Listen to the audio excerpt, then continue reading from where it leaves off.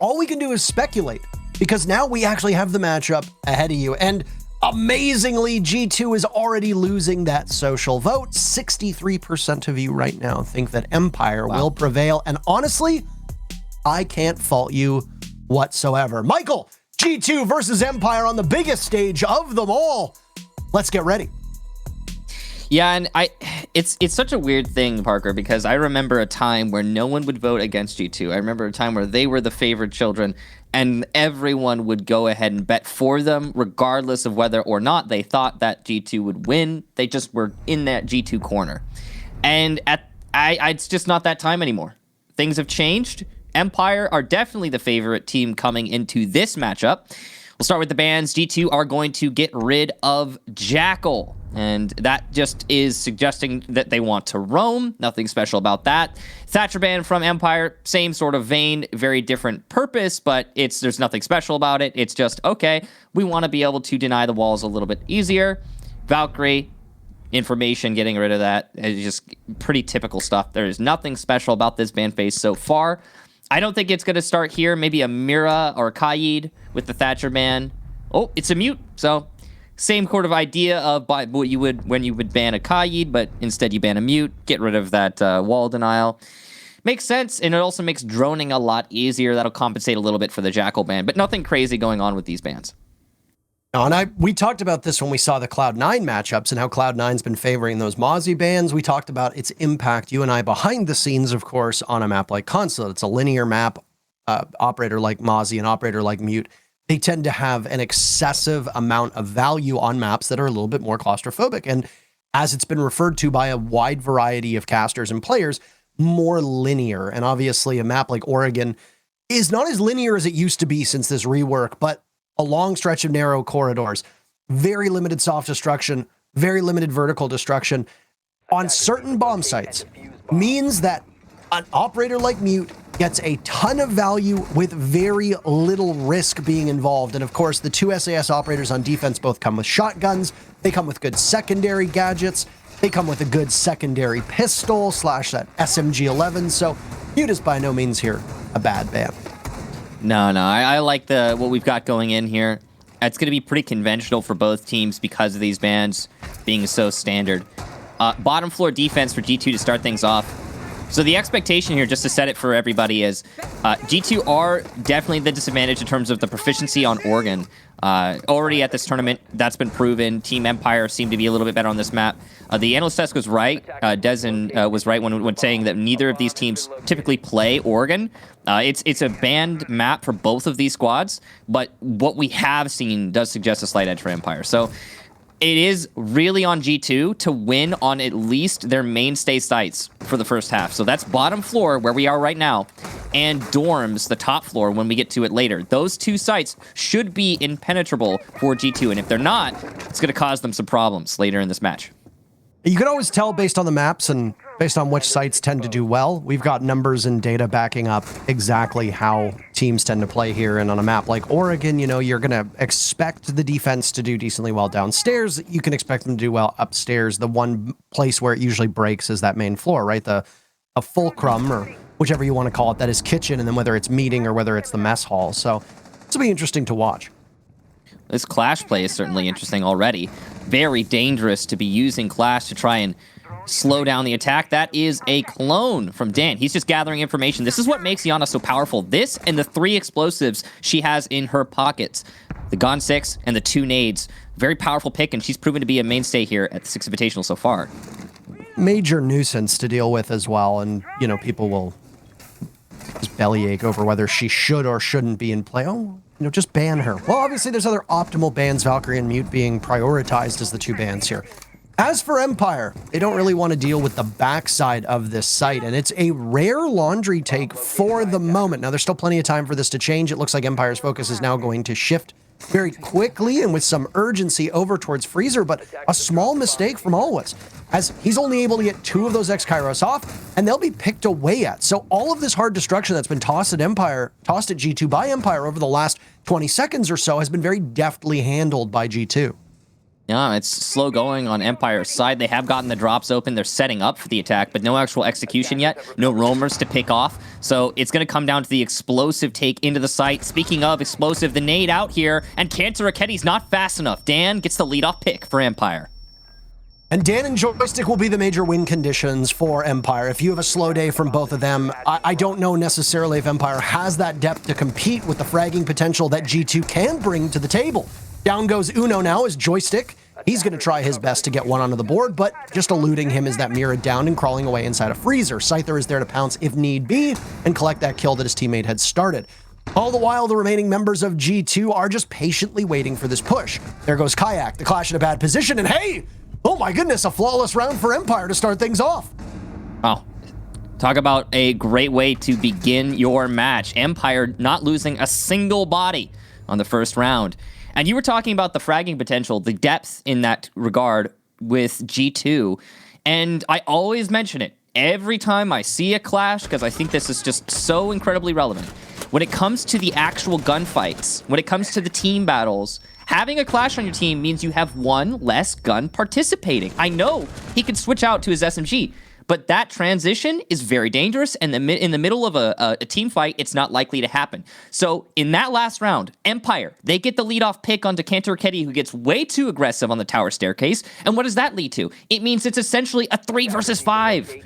You've got the Clash, who is not participating directly in the gunfight other than to slow the enemy down, and Empire doesn't care. Because they're stacking up on Pillar, where the Clash happens to be trying to slow people down. There are multiple Empire bodies there. Yeah, Clash is going to be slowing you down a little bit, but not all of you. And that's still going to allow Empire to flood the site and start getting the control that they desperately need. Meanwhile, they get the pick on Cantor Raketi. Kayak's not participating in the gunfights, and Uno goes down inside a freezer. And it just keeps getting worse and worse for D2. They lost that round, really, when Kanto died, and no one was in a position to make a play to bring them back into it. All told, it looked like it was shaping up for Empire to take Laundry, as I had speculated early on. They paid very little attention to the back tower, very little attention to Kayak, and let him just exist. Obviously not really being that influential, but the fact that you've got somebody back there to give calls to the rest of your team with the Mira setups established inside a freezer and looking towards Laundry obviously would help. I like that Empire made the change and made that call to swap things up at the last second. It was probably deliberate. That's my best guess, but I mean, it's so hard to tell if that was something that was called on the fly. Empire is a team that historically, even though it's not as baked in as it used to be, historically, they didn't used to do things differently each round. They would almost painfully keep at the same strategy until it worked. And sometimes when it didn't work real fast, but more often than not at their peak, it obviously paid dividends. Here it's another defense of the bottom floor for G2, and they're hoping for better results this time than in the first round. They have once again brought that Clash just to try and slow down the take. Empire have successfully corralled the roamers down into the site. Now, they didn't get the pick that they could have possibly gotten on Citizen, but they didn't lose anyone to Citizen either. So, yeah, it's all right. Not a big deal for Empire. They get the control, that's for sure, and they're doing this very efficiently. Start opening up the drop. Dangerous play here for Shepard and Citizen alike. C4 goes out, and it nets nothing. All right. So Empire feeling fine about that one. Citizen just not going to be able to deny the plant if it's out of position later on. And already a change from how G2 is actively defending this. They put Kayak on those freezer stairs. He's now gone, by the way. He's still going to continue inside a freezer as he'd found himself here a little bit later in the round previously. He was instrumental at stopping Empire's attempt at taking that reinforcement on the wall. This time around, Scyther might try to dislodge whoever's playing behind it by a well-timed nade that can bounce out, potentially kill Uno. As he gets droned, the grenade goes off. Uno's aware of this, so he's able to fall back. Fall back, indeed he will, and still no kills for either team, but Empire was in a similar position last round, and they made it work regardless. Exkyros on the mirror window. I don't know if it's going to be stopped this time. It will. 2 players inside a freezer, and this should be pretty easy for the defense to rebuff. Ooh, there goes a Nitro sellout, but somebody's been playing Aim Labs. Scyther's grenade hits Uno, and that's the very first kill. To start things off with 40 seconds to go. G2 looking to be barricaded inside a freezer. That's where they're going to hold off. Citizen's focus, it takes out Shepard. From the back, Dan, he goes unnoticed. He collapses on Kayak, and he can continue his assault as Kanto is now aware of this position. Good news for G2. You've got Virtue inside of elbow. He pivots and is able to stop the flank that was coming in. So Empire's focus now is going to be laser-like. But it's over towards Freezer, and it's over towards Laundry. Nobody from Supply Room is moving a muscle.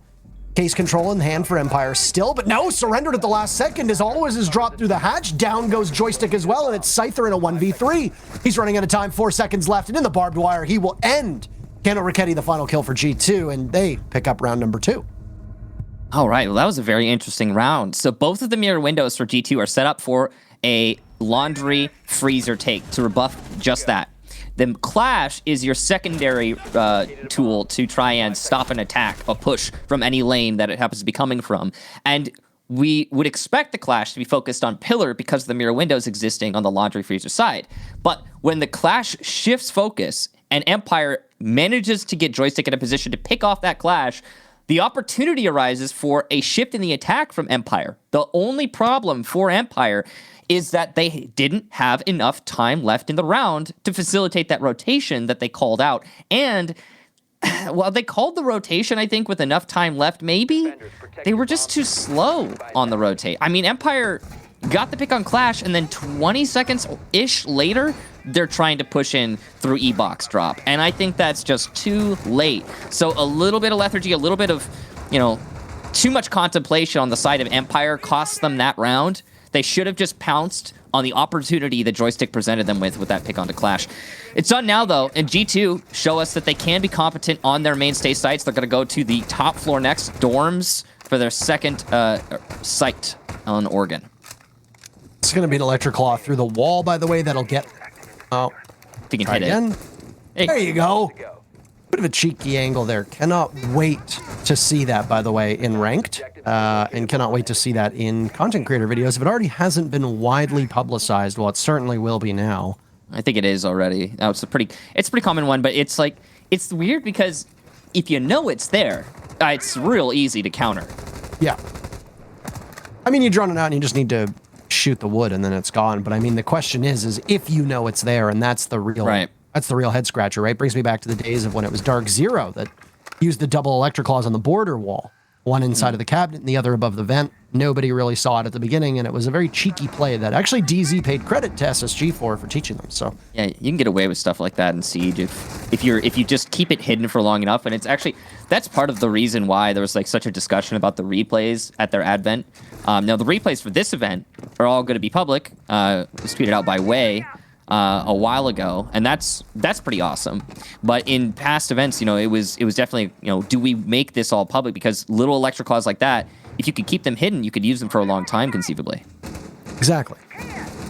Teams can bellyache all they want, but I think it's a net good that we get to this level because, I mean, your cheekiness is good enough usually for 1 or 2 matches, and there are lots of teams that will bring out the big guns and try to surprise people. Now, with all that said, we're at the halfway mark of the round. There is a drone on Citizen who just narrowly misses out on Joystick. He takes some damage as now there's continued fire being returned from this classroom window. Citizen scoots himself upstairs with Kanto Raketti in tow, but Kanto instead decides to go in a meeting.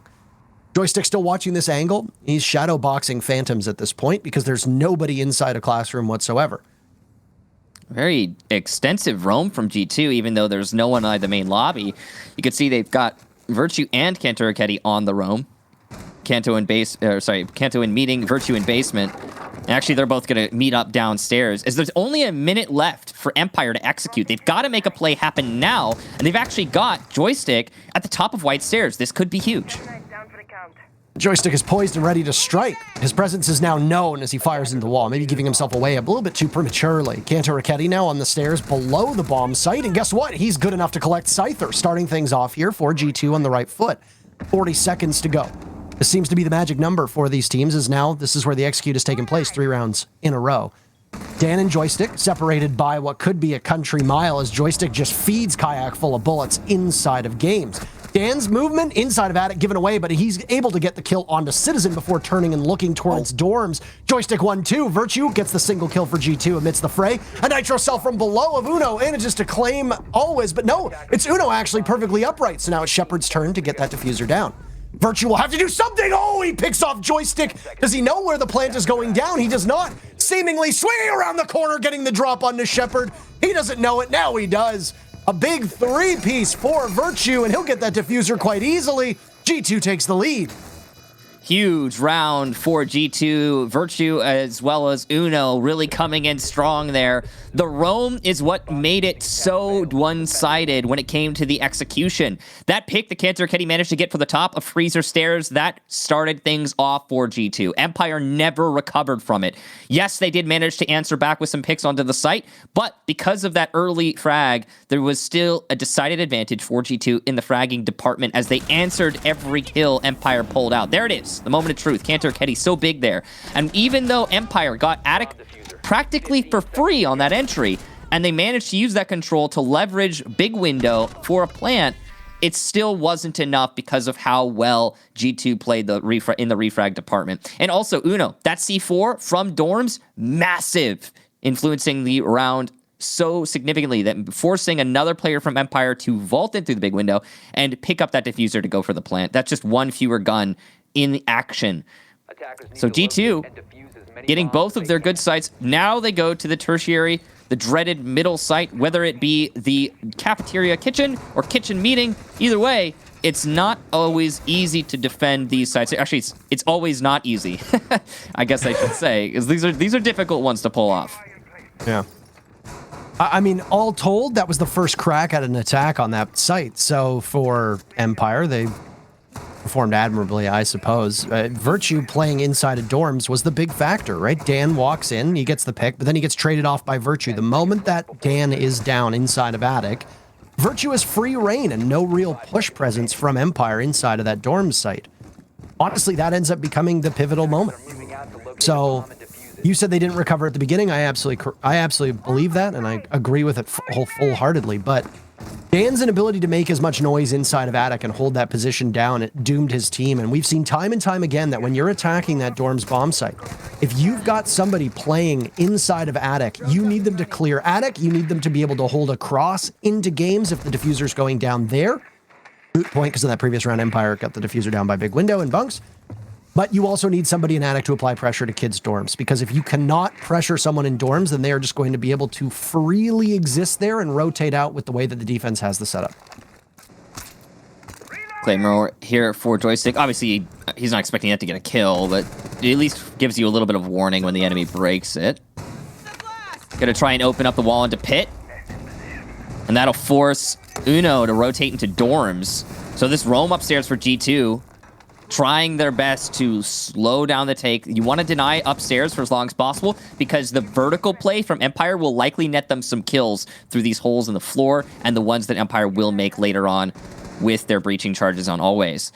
It's been a good delay so far. Dan is going to be the anvil to the top floor hammer. As he plays by Showers Hall, he could definitely make some work happen on cutting off the cross, but Joystick on the entry is going to get the lead off. Now it's on Uno to get that re. Citizen on the flank here is going to be particularly instrumental, especially since he's losing some of his teammates. Position given away. Can you catch the one on drone? No, turn around. You don't see him. Shepard is there. Citizen just a bit of a blinder on, and he can't determine where the last member of Empire closest to him is. Off he pops, and there he goes, finishing off the Jaeger in matching G2 dress, should I say.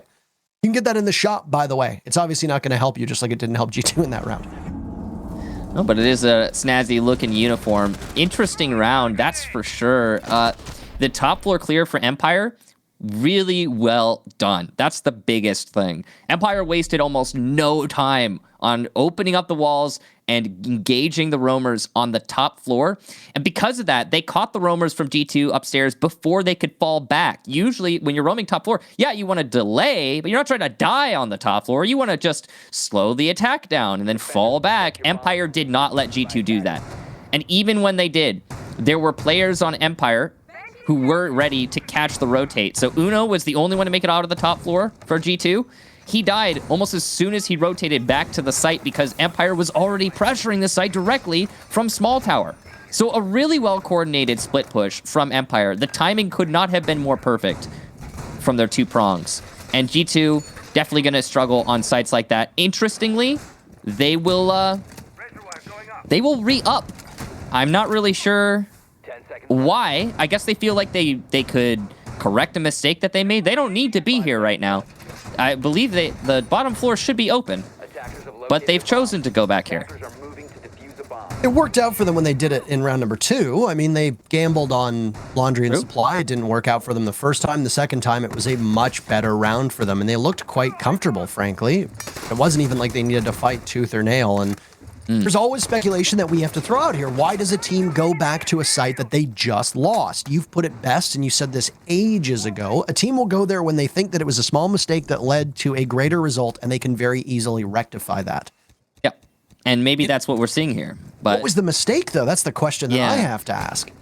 I mean, to me, that's the thing, Parker. I saw, okay, yeah, the roam upstairs for G2, it lost. But really, it felt more like Empire's roam clear was just extremely proficient. I don't fault anything in particular that G2 did in the last round. I just think Empire's execution was that much better. So this is definitely a risk. Well, it's 1 minute to go, and it looks like Empire are playing with a little bit more confidence than they had in the previous round. There's still some roam presence from G2. Does he net all of them? That's the question with that impact thrown out. No, he misses 2.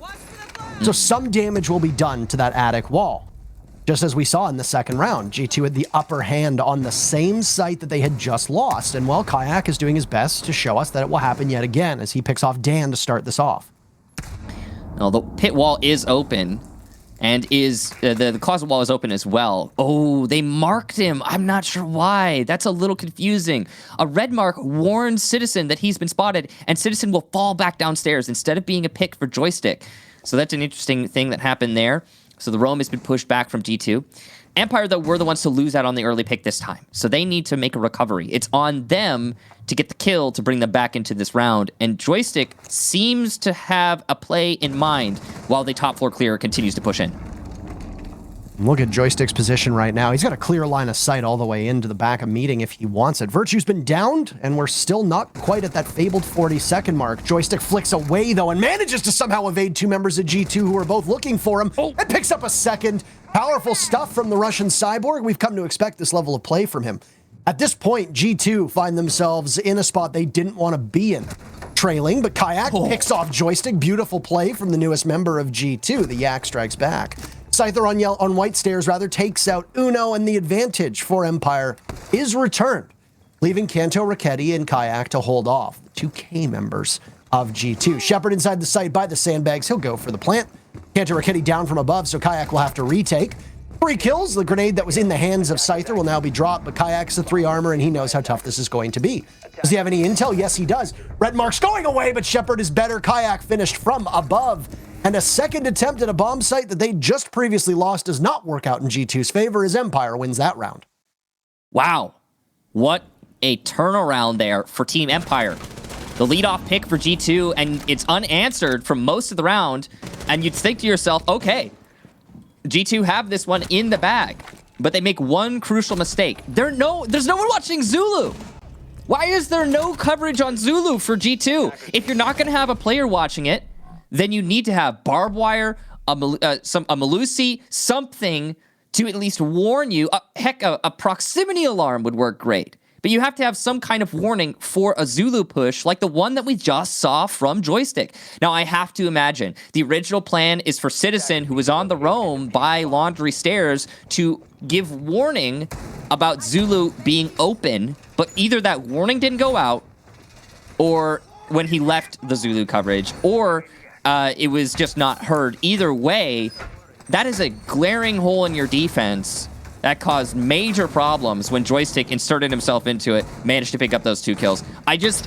Those little mistakes cost you a lot at this level, and I'm not used to seeing a team like G2 making those mistakes. I mean, you mustn't have watched much of their matches so far in SI, Michael. I have. It's, it's still weird, though, Parker. I mean, I'm conditioned. I've had years and years of G2 not making those mistakes, and it's still hard for me to shake. You know what I mean, right? Like, yeah, no, I mean, I understand entirely what you're saying. I completely get it. Yeah. But, I mean, G2's fall from grace also largely happened after we stopped casting them. I mean, we We saw them get the pity invite, the legacy invite to SI last year. Oh boy, yeah. We saw their final ride with that core roster before Fabian got moved off. They were in a transitional period. Empire also had a fall from grace, but the thing for Empire, now that they've seemingly come back alive, and their reign of terror that they had during that 2019 year, seemingly starting again out of nowhere. They are a land team. Shocked many people. Yeah. Is that Empire didn't have those same highs that G2 had. Empire are not world champions. Obviously, they won at Milan. They won the Pro League season finals. Obviously, they won the Raleigh Major. They are major champions. Oh, this is going to be fun. They are not world champions. They're going to lose those ex-Kairos, by the way. Yeah. There they go. I love that from Kayak. I just want to say that's a good awareness. You don't have to pre-place it. You can freely take some ex-Kairos. Sorry, continue your thought. Unbridled confidence from the Yak, by the way, as he just plays down there, and then always, as well, same level of confidence as he haphazardly discards those ex-Kairos onto the hatch. Now it's Dan to come through the back of tower. This is the same spot that he's played in many, many times. As his grenade goes off, somebody on G2 surely heard that and have called that out. It's probably going to be, that's for sure. A G2, once again, on the hard bunker strategy here. This time, notice the difference in time. A minute 15 still for Empire to consider their options, and they've just about got all the drops open. So now they can slowly work out that first pick, and then look at the choices. Okay, do we go for a back take? Do we go for a front take? I'm feeling this right now. They also don't have to deal with a clash this time, which might make a world of difference. Kanto Raketti seemed to be the one tasked with dealing with back tower. He's still in that same position. The Maverick of Shepard is relocating. Could this be an E-box drop? The C4 in hand from Kayak is anticipating somebody heading in that direction and will blow them skyward if they don't make their steps appropriately. Grenade in hand to slow down the Banshee. The sound will be given away, but his slow will not be. Smoke there as Shepard walks right in. Grenade's getting tossed out. Virtue survives one. He survives two, in fact. Do they know whether Elbow has been barricaded? That's the question. They drone him out very quickly, and he'll toss out another toxic canister. Scyther's the one that's positioned in Dan's spot as he's going to hit through the back. Kayak starts things off. He takes out Joystick, and it's an all-out brawl on the site. Virtue still holding Elbow, but nobody from Empire is there. They've swung around, and they're coming in through electrical box. Shepard in the doorway getting the plant down. Citizen will need to stop this. Off the plant he goes, swinging as best he can, but there's too many guns from Empire for him to task. The mirror comes on in, but Kayak gets the final kill and shuts it down. The first half is tied up 3-3, and we'll see what G2 can do on attack as Empire moves to defense. Wow, what an absolute mosh pit on the site there. G2 managing to outshoulder Empire in those engagements. Well played. It was a bit of a messy execute from Empire too. We have to highlight that. They did manage to get a lot of the drops open, but they never got the pick early that they needed to maintain the advantage on the execution. They didn't drain any of the utility. They plant denial from G2 before going for the plant. And they didn't even have elbow control. So, yeah, that one falls on squarely on Empire's shoulders for that round loss. G2 playing it methodical, playing it safe, and it works out because Empire's not punishing, and they're not trying to peel away. There's no poke. It's just wait. All right, we're going to mosh pit in sight. That's always going to favor the defenders in an even man count situation, especially with those bottlenecks not opened up. So, half one done away with. Empire managed 3 attack rounds on Oregon. That's pretty solid. And while they lost that last round, they're still, in my opinion, in a slight lead with an even round count going into the second half. This bottom floor bomb site is going to be the scene for most of Oregon, as always. Easily considered one of the most defendable on the map. It's already seen 3 plays by G2 on their defensive stead, and now Empire will go right back there. And if you look at the lineup that's being brought from Empire right now, boy, oh boy, doesn't it look familiar. Why? It's because it's the exact same lineup that was brought by G2 previously. The only difference between G2's first 2 defenses on Laundry Supply and their last was that they omitted the Clash and instead ran with a Kaid.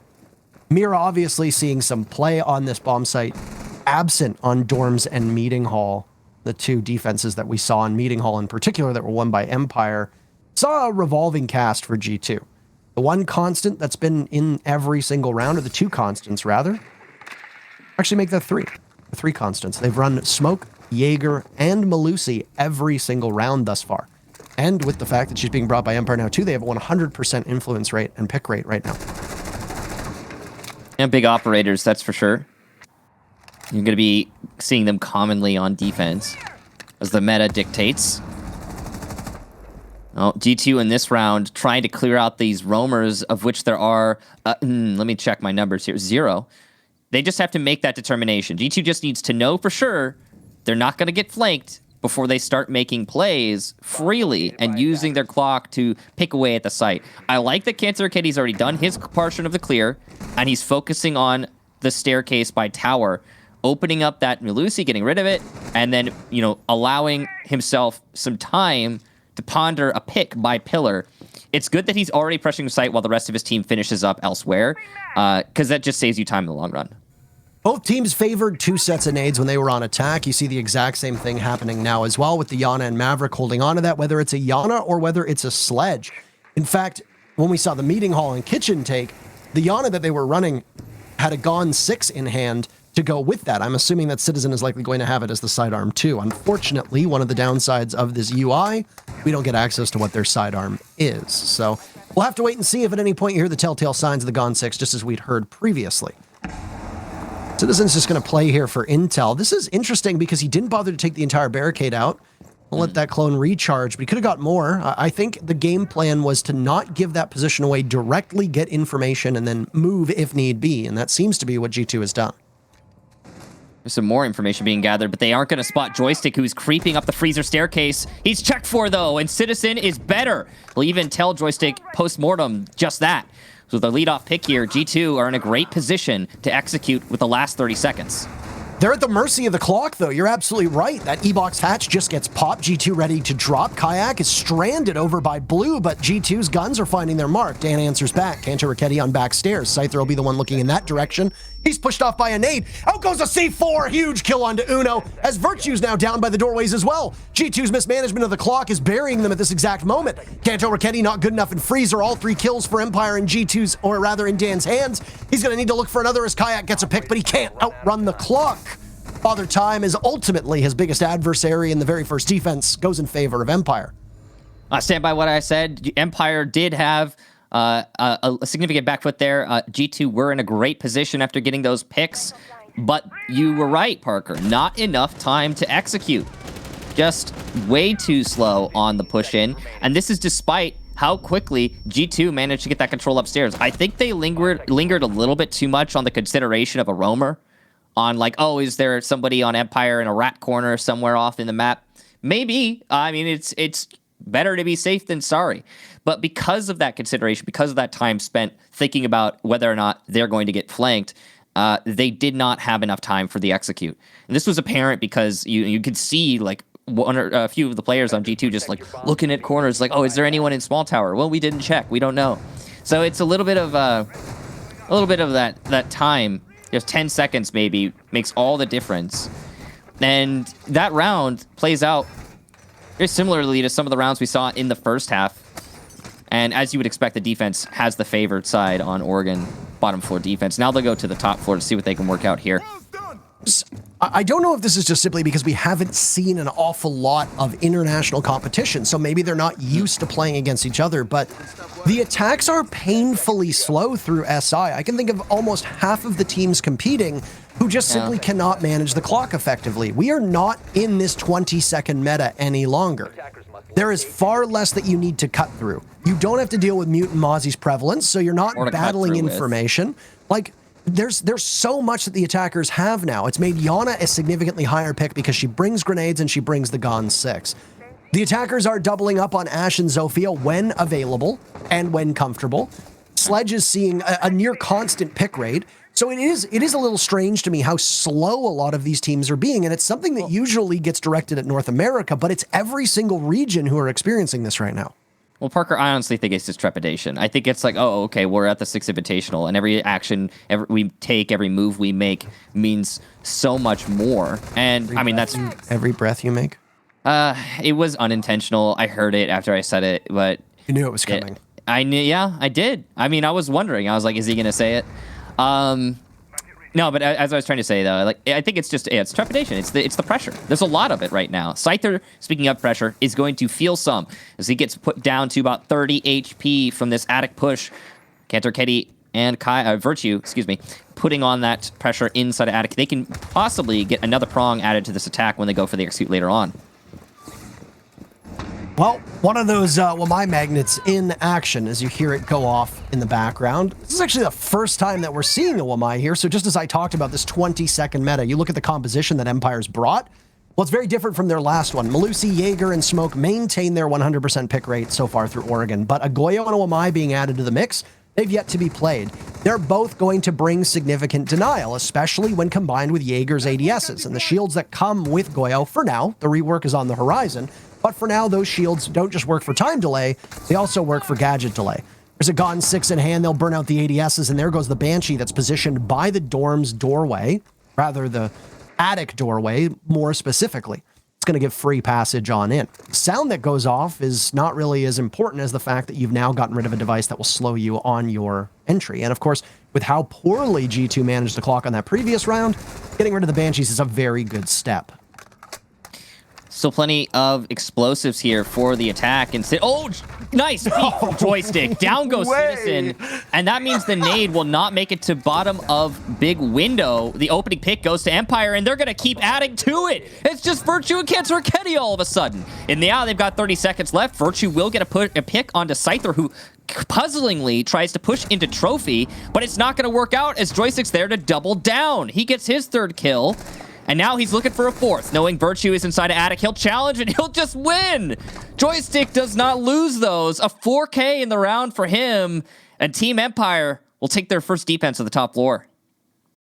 Joystick skilled player, but that is not normally. This is very, very insane. They need to check him PC and game. Maybe he not cheating, but maybe he using game deficit. And this can't be seen on game screen. I can't believe that you remembered that verbatim. I read it. Oh, okay. I was like, there's no way. I appreciate the confidence you have in me. I mean, it just to memorize like so something like that, but absolutely not. No, that was Joystick smurfing on G2 in that round, playing off of his own abilities. He's just pushing him. This has been the story for Empire so far. Joystick's stats are patently absurd at this level. And it's a conversation that has being had right now, but absolutely needs to come to the forefront if it's not. There have been a lot of tremendous players so far. Throughout all of SI, we've seen different people step up for different regions. The only region where I haven't really seen anybody in particular be a part of the conversation at the moment is APAC. But outside of that, you've got Alamo being the talk of the town for Latin America, and it's absolutely deserved. Joystick has been dominating along with Alems when it comes from EU. If you look at NA, they've been talking about Skies, they've been talking about Bosco, and to a lesser extent, they've been talking about Canadian because he had that great game yesterday. But when we look at Joystick's influence, Joystick, no matter what team he's playing against, is always competing for the top. This is not something that Joystick can say he's been able to do for the last year and a half. He's had some serious struggles, and he's bounced back, and he's playing so vibrantly and so competitively. It is wonderful to see. Parker, I think there are certain players like Joystick and like Canadian who like absolutely live and breathe off of the motivation that the stakes of a match will present them. Oh, down goes I'm sorry, Virtue. who are we just talking about, Michael? It's Joystick. Now he's put down to 20 HP, but that's still a huge win. And he's going to get cut off and killed here by Citizen. But the momentum carries on from that kill. The reverberations are deep. I mean, that's your Zofia down. No utility used. I mean, I understand that you took Virtue out. He had a great first half. His second half, he hasn't been anywhere near as impactful. Nobody on G2, frankly, has been very impactful on the second half through the 2 rounds of action that we've seen. But you just silenced Joystick. Yeah. I don't care what operator he's playing on, by the way. It doesn't matter to me. The fact that you've taken Joystick out of action alone is a blow somewhat to Empire's confidence. It's a boost to your own confidence, and it's one significant worry that you don't need to concern yourself with. Yeah, I mean, that's true. That is fair. And, you do have Always, who's chowing down on a donut right now, and he's in a pivotal position upstairs. So if he's not able to get his first kill, then he will cause problems for his team because he's a huge linchpin on that top floor hold for Empire right now. If G2 can identify that and pressure him, maybe get that pick off, then the top floor hold will crumple. So that's a good opportunity for G2, but right now they're focused on this meeting take. The next Kairos will go off right now. Of course, you're absolutely right. With the fact that Empire's bringing this Jaeger, no Wamai present, so you don't need to worry about Zophia's influence being even more integral for your execute, which is good news for G2, by the way. But at this point in time, I like where G2 is at just simply based on who is left and what they can accomplish. You've taken out Joystick. You've been able to cut through most of this utility. You've got 45 seconds left to be able to pull this off. This is better timing than we've seen out of G2 in the previous 2 rounds. So they'll knuckle down and get ready for this. But just as they are prepared to push in, Empire is ready to answer it back. They know that there's a default plant going off, and Kayak gets dropped by a great play from Always. His first kill, highly impactful so far. G2 will now need to scramble to get that case down yet again, as Citizen is perched up at the top of White Stairs, watching towards dorms. He's going to have to check for the Jaeger, but no, he pushes out and he gets dropped by Scyther. What it was an advantage for G2 is now gone. Back to a 2v2, though. Kanto Raketti doing his best to try and give his team a lead. He'll get the diffuser down now. That leaves Uno Meister in a 1v2 to try and watch. Uno watching over Kanto quite well, sitting, waiting, both members from Empire from above, and they will fight through the hatch. There's lots of pings going on inside of the site. Everybody except for Uno has taken a serious beating at this point, and this will be a tense retake for Empire. 30 seconds left on the clock. Uno perched in a bit of a wrap position, watching the doorway. He hears the reload, waiting for it, capitalizing, swinging onto one, but there's another in line of sight. He pulls out, and he gets it. 2 huge kills from Uno, and they'll shut the door on Empire, clutching that round. Big rat corner there for Uno. Just the perfect way to play that round. Awareness, 10 out of 10. And it was a curious round, to be sure. Back and forth it went. Even trade on the roam clear early on, but might be slightly lopsided for G2 because it's Joystick you're killing, putting a lot more pressure on Dan's shoulders. Then the initial plant attempt from G2 halted because G2 didn't fully clear out the top floor. That's huge! Why are you trying to plant when you're completely exposed to those roamers upstairs that Empire still has? Questionable decision-making there from G2. And so, okay, initial attempt punished, but for some odd reason, G2 and Empire decide to play Ring Around the Rosie upstairs, which distracts those 2 roamers upstairs who happen to now be the last defenders left for Empire. They're distracted, Diffuser gets picked up and brought all the way over to cafeteria or dining, and now plant goes down. Just such an odd series of events. I really got to hand it to Uno managing to extract himself from that situation upstairs, leave the roamers alone, and just meet up with his teammate to play the post plant. And he was a big part of why they won in that post plant. But I can't get away from the Ring Around the Rosie that Always and Uno did with each other on the top floor. That was just hilarious. I mean, when you're a team, even if you are G2 and not performing up to the standards that you may have and that the community may have set for you, the fact that you're able to make those calls on the fly is good. And the one biggest criticism that we've seen out of G2 recently is a lack of leadership. This was something that was touched upon during the BDS match, where you see during the BDS's matches, they're always talking. Alems is always talking, working through it. G2 was a very chatty team when Fabian and Pengu were on this roster. You saw them talking incessantly, and there were periods of time with that old roster where it would look like 4 of the 5 players would all be talking at the same time, much probably to Shas's chagrin. However, nowadays, G2 looks silent, and they look frustrated more often than not. I'd be frustrated with the way that they're playing and throughout this entire tournament. As for their opponents, Empire are a team that are ice cold. They have very minimal communication, and it doesn't matter. Hell, they don't even take timeouts, for crying out loud. But it doesn't matter because they still somehow manage to have that leadership, because sometimes fewer words can do the trick here. G2 being able to find that confidence, being able to make a change on the fly and adapt to their opponents is a good sign. And they're 1 away from that even split 5-5. But they're going to have to correct course here, as last time they attacked onto the bottom floor. G2 struggled with the clock and with opening up those bottlenecks, giving themselves more avenues to attack the site. Yeah, they're going to get the drops, but are they going to get the single wall into the site? Are they going to get the mirror windows? Are they attacking from back? Are they going to get elbow if they do so? These are the questions that are really important. And as the clock hits 90 seconds, time becomes much more of a factor, and you have to consider where you're actually going to execute from. G2 right now don't seem to be even close to being sure where they want to go. And look at this. Joystick putting that barricade up, that's actually huge, because it gives you warning on elbow if you're going to be pressured, and it allows the Jaeger of Always to play deep in blue, which protects E-box and backstairs. That's massive barricade that just went up, and it's going to cause problems for G2 later on unless they go for a back take and open it up. I don't know if G2 exactly has their planning mapped out as we are in 55 seconds. Final minute of this round. The magic number for these teams so far has been 40 seconds. When we hit that 40-second mark, that's when the shuffling towards the site begins. As you talked about that barricade, it's already paying dividends. The Citizen and Kayak have rotated towards bunker. They're waiting for the ADS to get burned out. Out goes one of the toxic canisters, so they'll either have to charge through it and take some damage or simply try to wait it out. Meanwhile, Always has now moved over to Harry Potter. He's sitting under the stairs. Citizen finished off by the SMG in hand for Shepard. If Team Empire prevail here, it's match point for them. Virtue dropping through E-box, but he's immediately finished by Dan. A trade, though, and then a trade right back. Empire's the one coming out on top of all of these, leaving Kayak to die alone inside a bunker, and Empire to move to match point. Big round there from Empire, but really just a questionable round from G2. That's the best way I can put it. The nicest, most political way I can put it. 30-ish, 40-ish seconds left when G2 start to execute, yeah. And guess what they don't have? Elbow control. Guess what they don't have? Pillar control. And they're trying to go for a back take. And you can make that work if you're very lucky, but you shouldn't plan around that. You should have ample time to get the pick on pillar before trying to flood it.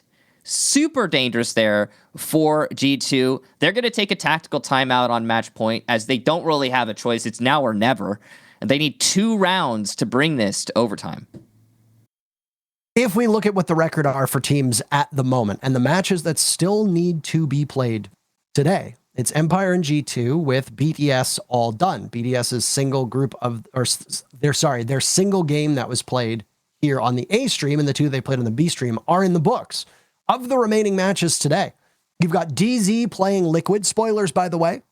Team 1 absolutely punished Dark Zero in their previous matchup, 7-2. So after DZ started the day off on a high note, beating Empire 8-6, well, Team 1 humbled them 7-2. DZ now has their hands full with another Brazilian powerhouse and Team Liquid coming up next on the B stream, by the way, that you can tune into live right now, though it'll probably be on a commercial break.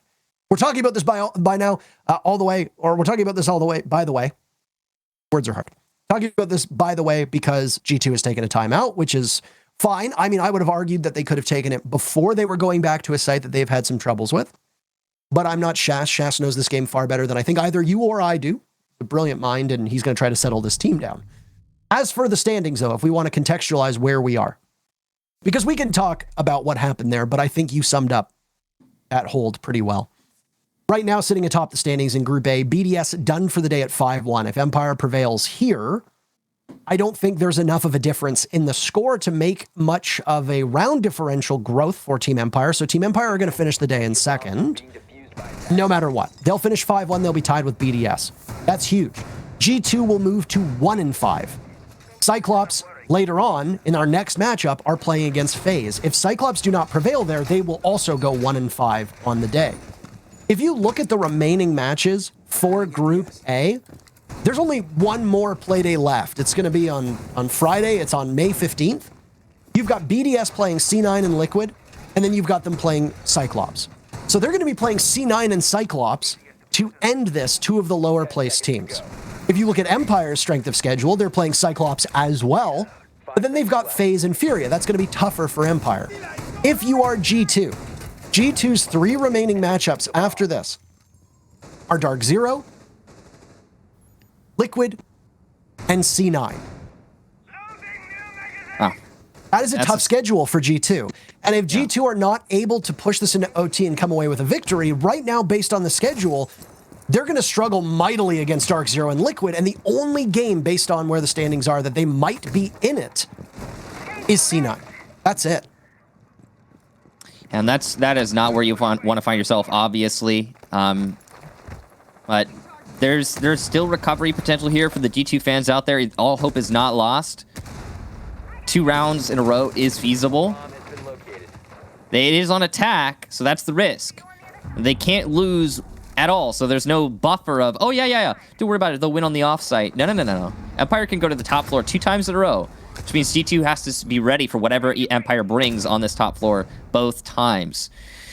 Now, it is, once again, a very similar setup here for Empire. They're going for the shield strategy. That just adds layers to the defense. It's an extra little bit of stuff that the attack has to clear out. It's not as powerful as it used to be because there's so much to clear out with. I mean, almost everyone on the attack has an explosive that could deal with the shield. So, yeah, it's definitely something they're ready for. And look at that. Speaking of explosives, Citizen with a very well-placed nade. Down goes your top frag. And, oh, that might be just what they need to get into this round.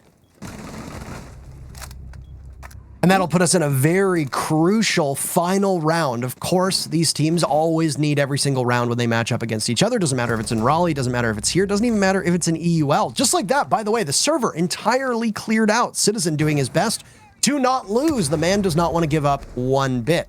This is an upstairs hold with just Shepard and Scyther hanging on to what is essentially a very tattered defense. And Scyther manages to shrug off a bullet, as we also saw the same from Uno. Now Scyther looks towards yellow stairs, takes out the Ash of Kanto Raketti, but that's it. Kayak just walks in, and he adorns the walls with their blood. Bit gruesome imagery, but a bit of a gruesome round from Empire 2. G2 will force a 12th round, as Empire still sit on match point.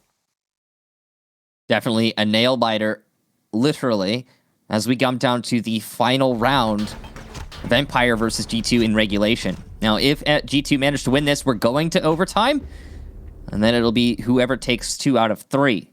Now, that last round, Empire's roam downstairs severely punished, their anchors in sight also punished by the nades from below, and all re-engagement attempts from Empire rebuffed by G2, shut down completely, and netting even more kills for G2, leaving the anchors alone, scared, terrified, just unsure what to do in their cold, dark corner. And it didn't really, there wasn't a lot of hope for Empire at that point. So round over, let's say. Moving on to the second attempt here for Empire, and they're going for a very similar, if not exactly the same setup. I imagine they'll play their roamers differently, because that was one of the major difference makers. Possibly more aggressive to deny the nades from below, of which there are plenty, 3 sets on G2's side. And that is necessary because of the abundance of shields thanks to Goyo and Smoke. So, possibly a more aggressive roam. I don't know if that's exactly what Empire's going to bring out, or if they're maybe going to try more passive, but I think the aggro is probably the play. You don't really have much of a choice on this site. 5 seconds remaining. So, a very pivotal round for these teams, summed up perfectly by you, by the way. This is we are getting into the thick of it right now. After the very first play day, both Empire and G2, and in fact, all of the teams that had a bad day from Group A said the same thing. Oh, it's a marathon, not a sprint. True. Well, it's becoming a sprint. That is also true. And I mean, just because you're not a good sprinter doesn't mean you're going to run a good marathon either. Let's be honest. Like, you know, it's it's true. I'm not a very good sprinter. Oh, are you a long distance runner? No, I don't run at all. Well, I mean, some teams are going to suffer like that, yeah. You got to remember, only one team's getting eliminated from each group, but your seeding matters a lot, because you could be in the upper or the lower bracket, and that is a whole world of difference on where you place. Absolutely. It is a marathon. I mean, we are going for another full week and a half. We are very far from over this event. Even though some of these teams mentally might seem like they are a little bit over it, they are absolutely not, and they might be worn down or beaten down. But they're still competitive.